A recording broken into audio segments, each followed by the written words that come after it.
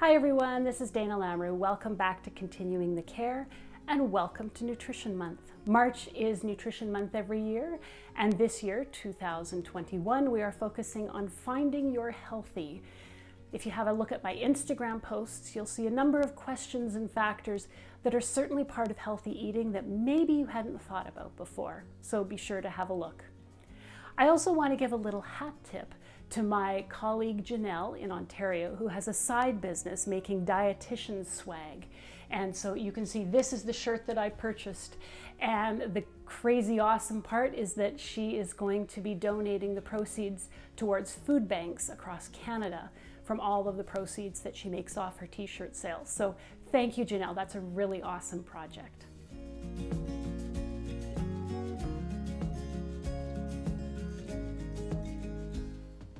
A few weeks ago, I did a video looking at whether or not a nutrition supplement might be a good idea for you or your loved one.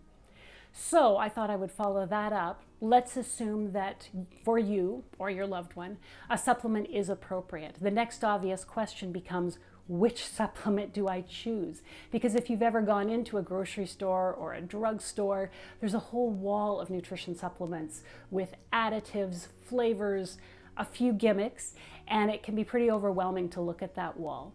So we're going to tease some of those things back, and I'm just going to show you a few of the factors that at least I consider when I'm looking at prescribing a nutrition supplement.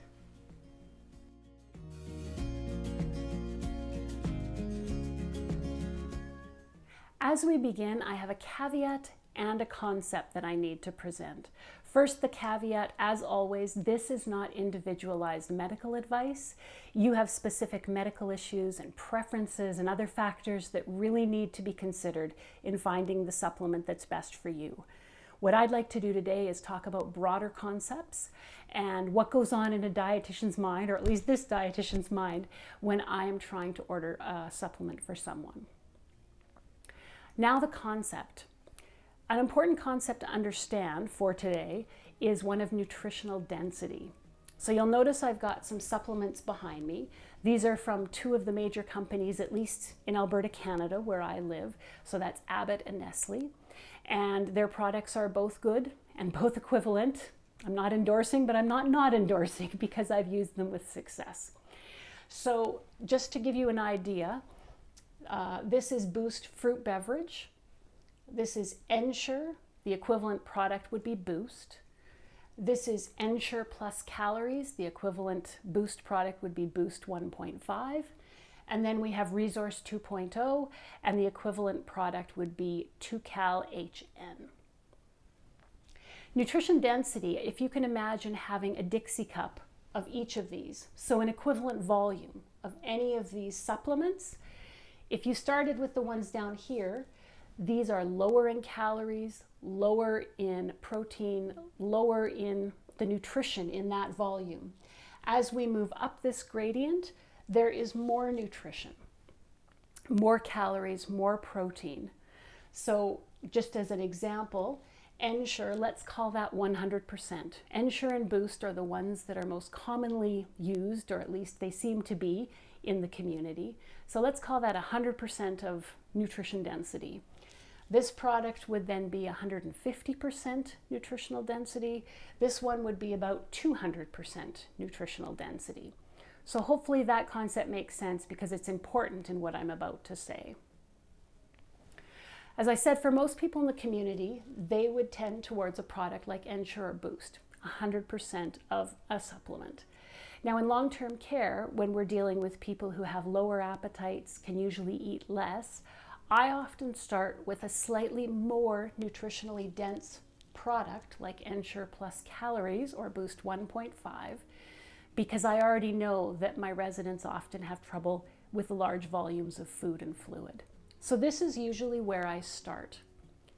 For some people, they really have a hard time with large volumes of food and fluid.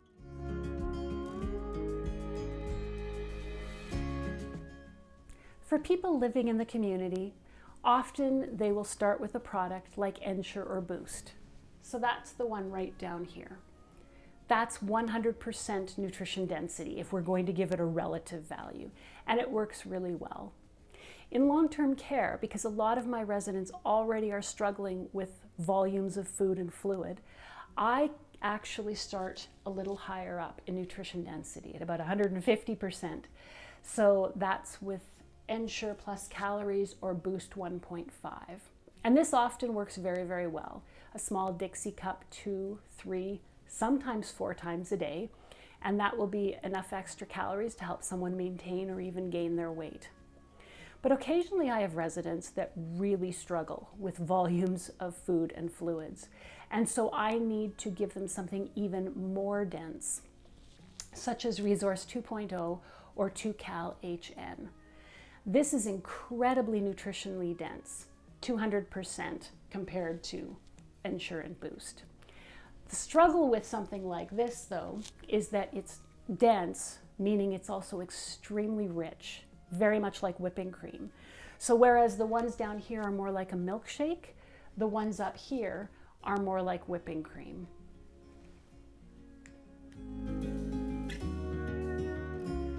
A big part of finding the right supplement for you is considering your preferences. So as I mentioned, some of these are richer and they may be more difficult to tolerate. And we may have to go with something a little bit less nutritionally dense, but that you're more likely to drink more of. So it's a bit of a balancing act. For many people, they don't like milky, creamy textures at all. And so the question is there some sort of nutrition supplement that's more like a juice? And the answer is yes. Boost Fruit Beverage is more like a Tang or a Kool-Aid or a juice.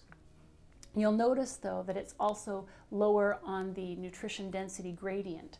So in order to get the same nutrition that you would get from these beverages, you have to drink greater volumes. So the consideration would be, can you handle larger volumes? And if that's not a problem, then this beverage drink will work just fine for you.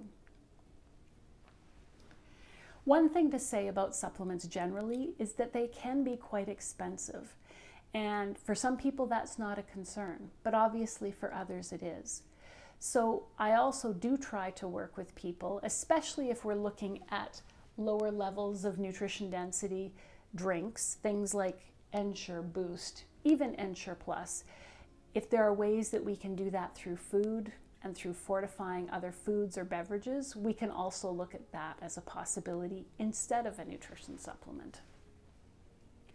The final question that I often get asked about nutrition supplements is whether or not people who are lactose intolerant or have milk allergies can drink them. And there's 2 answers. If you are lactose intolerant, yes, you can drink Ensure and Boost, and certainly also the Boost Fruit Beverage. These beverages are, for all intents and purposes, lactose free. If, however, you have an allergy to cow's milk protein, these beverages are not for you. They do contain cow's milk protein, and they could make you extremely sick. You would have an allergic reaction if you were to have them, and so you would need to work with your dietitian to find an alternate solution instead of something like this. I hope this gives you just a hint of some of the things that I'm thinking about when I'm trying to decide on the right nutrition supplement. Added into all of these factors, we have things like flavor preferences that we need to consider, and so that makes things a little bit more interesting again. Some of these products, for example, the high-cal products, often only come in flavors like vanilla. So sometimes we'll add syrup or coffee syrup in order to change the flavor and make things more palatable and more pleasing for you. Hope this was helpful. Take good care.